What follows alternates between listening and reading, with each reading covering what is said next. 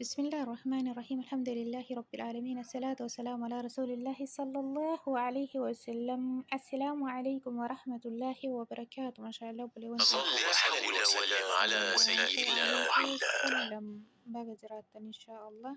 حديث قرنا فرج الراجل إن شاء الله بإذن الله ربي إن شاء الله هك أتنا مكنا هك كنا مربنا هاتاسسو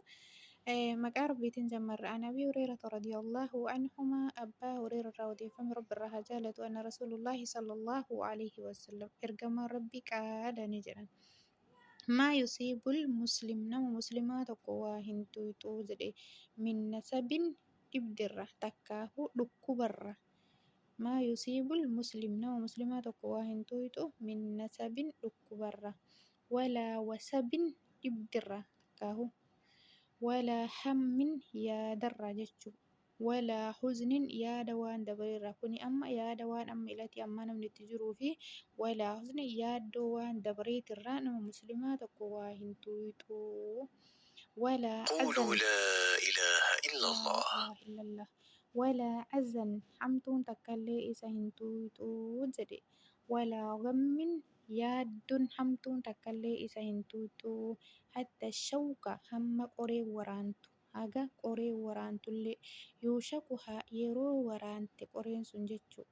illaa kaffarallaahu bihaa rabbiin isaaf araaramu malee hin taane man qaxaayaahu dilii isaa rabbiin isaaf araaramu malee hin taane jedhe muttafaqun alayhi hadiisa bukaariif muslimtu nuuf gabaasee jechuu nama muslimaa jechuun nama rabbii ofiititti subhaanahu wa ta'aalaa amanee jechuudha namni yaada waan dabree fi waan amma itti jiruu fi yaaddoo waan dabre waan seenaa duraan inni keessa dabre yaaddatu isa hin tuuxuu jechuu nama muslima qalbii isaa rabbi irratti hirkisee rabbii ofiitiin sodaa isaatiin jiraatu rabbiin الحمد لله. حديث كل تكفان عن أبي هريرة رضي الله عنهما أبا هريرة رضي فم رب الرهجالة أن رسول الله صلى الله عليه وسلم إرجم ربي قال نجري حق المسلم على المسلم حيث مسلم الراكب كمسة شني يجري ردة السلام سلامة ديبس نامتك مسلمة كرت رفتي سلامة سنجري بيتي بيكو باتي واجبة مسلم الراكب سلامة سنددون كي ofirratti dilii fuutee jechuudha. Wa'iyaadatul mariidi dhukkubsataa gaafachuu beeytee beekuu baattee nama muslimaa dhukkubsataa gaafachuun akka waajiba ta'e irraa barannaa jechuudha. Wattibaacul janaa'izi wattibaacu geggeessuu aljanaa'izi janaa'iza nama muslimaa tokko geggeessuudha jedhe. Wa'ijaabatul da'wati لا حول ولا وإجابة قوة الدعوة إلا waamicha nama بالله. muslimaa tokkollee awwaachuudha jedhe. Wa'ijaabatu da'wati waamicha nama muslimaa si waame tokko awwaachuulleen waajiba akkasuma yookaan dirqamaa. Watashmiiqul caaqisi nama haxxifate tokkollee gammachiisuun waajibaa jechuudha. Akkasuma yeroo inni haxxifatee alhamdulillah jedhe yarhamkumullahu jettee deebii isaaf deebiftee gammachiisuun dirqamaa jedhe muttafaqun alayhi hadiisa bukaariif muslimtu nu gabaase hadiisa kanarra wanni nu barannu hayti muslima irraa qabu kamsatun shanii akkuma jedhe dhukkubsataa gaafachuun waajibaa nama tokko muslimaa ka du'e janaaza isaa gara awwaala isaatti geggeessuun akkasuma dirqama nurra jiru jechuu waamicha isallee awwaachuun dirqama nurra jiru irraa barannaa akkasuma nama haxxifatillee yarhamukallahu jennee qalbii isaa gammachiisuun dirqama nurra jiru irraa barannaa jechuudha hadiisa 12ffaa أستغفر الله عن أبي العظيم. هريرة رضي الله عنهما أبا هريرة أضيفم أن رسول الله صلى الله عليه وسلم رقم ربك قال نجدي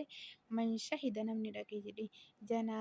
جنازة حتى يصلى إيجنا صلاة جدي جنازة سنرت دقي نمني كنا مسلماتي الرت صلاة جدي عليها يسرت فله إساف نجرة قرات